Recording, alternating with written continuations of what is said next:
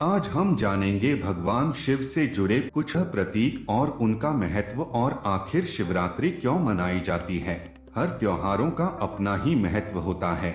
इसी प्रकार महाशिवरात्रि का भी अपना ही एक महत्व है। ऐसी मान्यता है कि इस दिन शिव और पार्वती का विवाह हुआ था। इस दिन भक्त सच्चे मन से शिव जी की आराधना करते हैं, शिवलिंग का अभिषेक करते हैं, शिवलिंग पर दूध, जल और बेल पत्र चढ़ाकर शिव शंकर की पूजा करते हैं। हिंदू धर्म ग्रंथ पुराणों के अनुसार भगवान शिव ही समस्त सृष्टि के आदि कारण हैं। उन्हीं से ब्रह्मा, विष्णु सहित समस्त सृष्टि का उद्भव हुआ है। यूँ कहे तो भगवान शिव दुनिया के सभी धर्मों का मूल हैं और हिंदू धर्म में भगवान शिव को मृत्युलोक का देवता माना गया है। यह इकलौते ऐसे भगवान हैं जो स्वर्ग से दूर हिमालय की सर्द चट्टानों पर अपना घर बनाए हुए हैं। भगवान शिव अजन्मे माने जानते हैं। ऐसा कहा जाता है कि उनका न तो कोई आरंभ हुआ है और न ही अंत होगा, इसीलिए वे अवतार न होकर साक्षात ईश्वर हैं। कभी सोचा है कि आखिर भगवान शिव गले में नाग, हाथ में त्रिशूल, सिर पर गंगा, शेर की खाल क्यों पहनते हैं? इन सब के पीछे कोई न कोई कहानी जुड़ी हुई है। गले में सर्प, भगवान शिव अपने गले में सर्प धारण करते हैं। यह सर्प उनके गले में 3 बार लिपटे रहता है, जो भूत, वर्तमान एवं भविष्य का सूचक है। सर्पों को भगवान शंकर के अधीन होना यही संकेत है कि भगवान शंकर तमोगुण, दोष, विकारों के नियंत्रक व संहारक हैं, जो कलह का कारण ही नहीं बल्कि जीवन के लिए घातक भी होते हैं। इसलिए उन्हें कालों का काल भी कहा जाता है। सर्प को कुंडलिनी शक्ति भी कहा गया है, जो कि एक निष्क्रिय ऊर्जा है और हर एक के भीतर होती है। तीसरी आंख भगवान शिव के प्रतीकों में से एक उनका तीसरा नेत्र है, जो कि उनके माथे के बीच में है।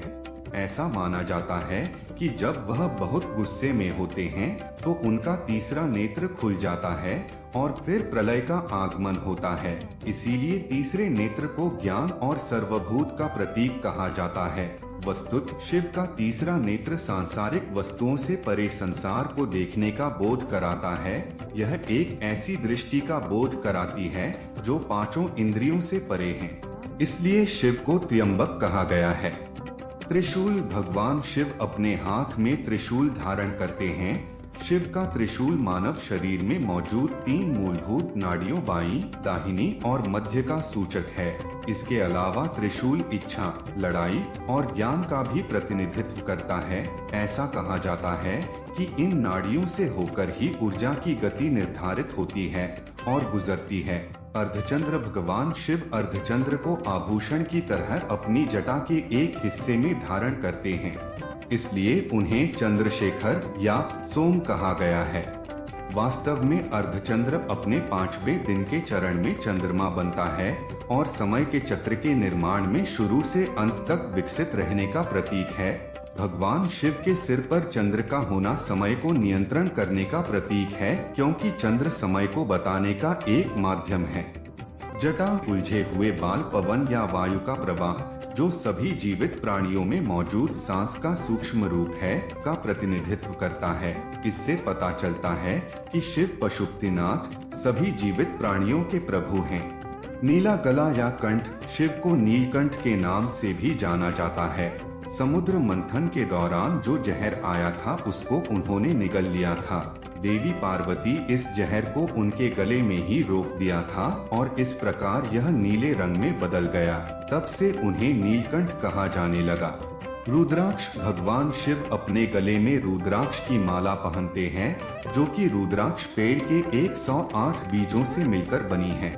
रुद्राक्ष शब्द रुद्र जो शिव का दूसरा नाम है और अक्ष अर्थात आंसू से बना है। इसके पीछे कहानी यह है कि जब भगवान शिव ने गहरे ध्यान के बाद अपनी आंखें खोली तो उनकी आंख से आंसू की बूंद पृथ्वी पर गिर गई और पवित्र रुद्राक्ष के पेड़ में बदल गया। रुद्राक्ष के मोती दुनिया के निर्माण में इस्तेमाल हुए तत्वों का प्रतिनिधित्व करते हैं। यह भी सच है कि भगवान शिव अपने ब्रह्मांडीय कानूनों के बारे में दृढ़ रहते हैं और सख्ती से ब्रह्मांड में कानून और व्यवस्था बनाए रखते हैं। डमरू यह एक छोटे से आकार का ड्रम है जो कि भगवान शिव के हाथ में रहता है और इसीलिए भगवान शिव को डमरूहस्त कहा जाता है। डमरू के दो अलग अलग भाग एक पतले गले जैसी संरचना से जुड़े होते हैं।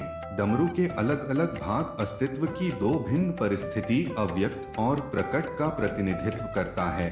जब डमरू हिलता है तो इससे ब्रह्मांडीय ध्वनि नाद उत्पन्न होता है जो गहरे ध्यान के दौरान सुना जा सकता है। हिंदू शास्त्रों के अनुसार नाद सृजन का स्रोत है। डमरू भगवान शिव के प्रसिद्ध नृत्य नटराज का अभिन्न भाग है जो शिव की प्रमुख विशेषताओं में से एक है। विभूति भगवान के माथे पर राख की 3 लाइन विभूति के रूप में जानी जाती है। यह भगवान और उसके प्रकट होने की महिमा की अमरता का प्रतीक है। बाघ की खाल हिंदू पौराणिक कथाओं में कहा गया है कि बाघ शक्ति और सत्ता का प्रतीक है तथा शक्ति की देवी का वाहन है। भगवान शिव अक्सर इस पर बैठते हैं या इस खाल को पहनते हैं जो कि यह दर्शाता है कि वह शक्ति के मालिक हैं और सभी शक्तियों से ऊपर हैं। बाघ ऊर्जा का भी प्रतिनिधित्व करता है। वह इस ऊर्जा का उपयोग कर इस अंतहीन सांसारिक चक्र में ब्रह्मांड परियोजना सक्रिय से चलाते हैं। यदि आपको हमारी यह वीडियो अच्छी लगी हो तो आप एक लाइक और सब्सक्राइब कर दीजिएगा। धन्यवाद।